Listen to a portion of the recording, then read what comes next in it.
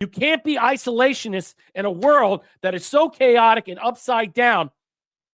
It needs stabilization, and it needs a strong leader to do it. Next year doesn't simply mark a decade since MAGA movement forcibly took the global stage, but also a decade since the United Kingdom voted to leave the European Union, a decade since Italy's globalist government collapsed, and a decade since Marine Le Pen broke through the national polling in France. Austria's Freedom Party ran establishment close.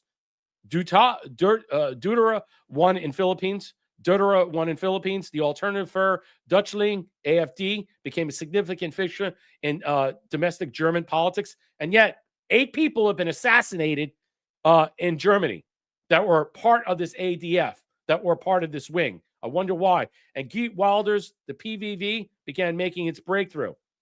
All this happened in the shadow of 15 and 16 mass migration crisis. Wow.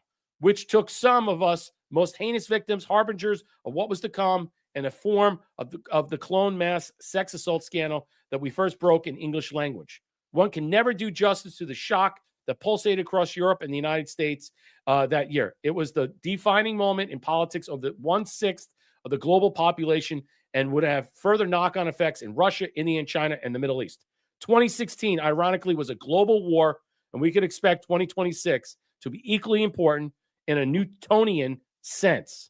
What started in Europe a decade ago in small seaside towns of England, the suburbs of France, Germany, and indeed across the continent swiftly made its way stateside and is now about to bounce back across the Atlantic.